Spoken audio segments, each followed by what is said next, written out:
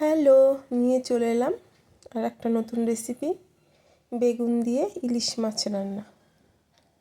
খুব সহজেই কিভাবে করা যায় চলুন দেখে নেওয়া যাক। লাগছে ইলিশ মাছ। এখানে বেশ অনেকগুলো ইলিশ মাছ আছে, আমি সব তরকারিতে দেবো না, কিছুটা দেবো, কিছুটা রেখে দেবো। আর লাগছে বেগুন। বেগুনও লম্বা লম্বা করে কেটে নিয়েছি। লাগছে কাঁচা লঙ্কা। আর যা যা মশলা লাগছে রান্নার সময় দেখাচ্ছি। প্রথমেই নুন আর হলুদ দিয়ে ইলিশ মাছগুলো ভালো করে মেখে নেব।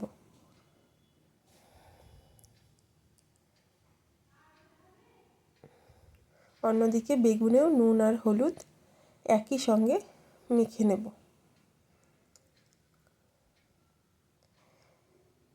কড়াই গরম হয়ে গেলে দিয়ে দেবো সর্ষের তেল। রান্নাটা কিন্তু সর্ষের তেলেই হবে। দিয়ে মাছগুলো খুবই হালকা করে এপিট ওপিট একটু সেঁকে নেব। দেখো খুবই হালকা করে সেঁকে নিয়েছি। দুপাশে সেঁকে নেওয়া ডান, মানে ভেজে নিয়েছি আর কি। দেখো খুবই হালকা করে ভেজেছি। বাদ বাকিগুলোও করে নিলাম। এবার বেগুনগুলোও লাল লাল করে ভেজে নেব।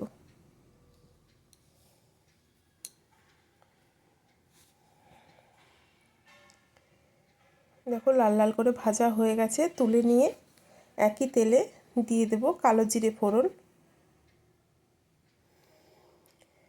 আর দেব কাঁচা লঙ্কা,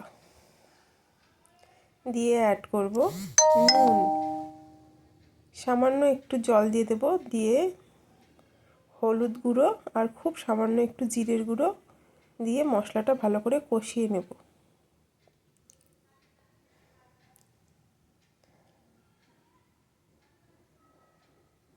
দেখো মশলাটা ভালো করে কষানো হয়ে গেছে। এবার দিয়ে দেব জল। এতে কিন্তু খুব বেশি মশলা লাগে না, অনেকে অ্যাড করে, আমি দিই না। যাই হোক খুব কম মশলায় খুবই সুস্বাদু একটা রেসিপি। এবার ঢাকা দিয়ে 5 মিনিট আমি ঝোলটা ফুটিয়ে নেব। 5 মিনিট হয়ে গেছে। এবার দিয়ে দেব ভেজে রাখা মাছ আর বেগুন।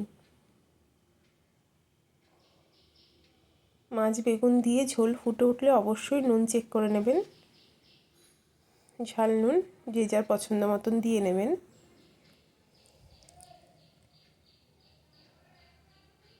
ঝোলটা ভালো করে ফুটে গেলেই ব্যাস রেডি হয়ে যাবে। ঝোল ভালো করে ফুটে গেছে।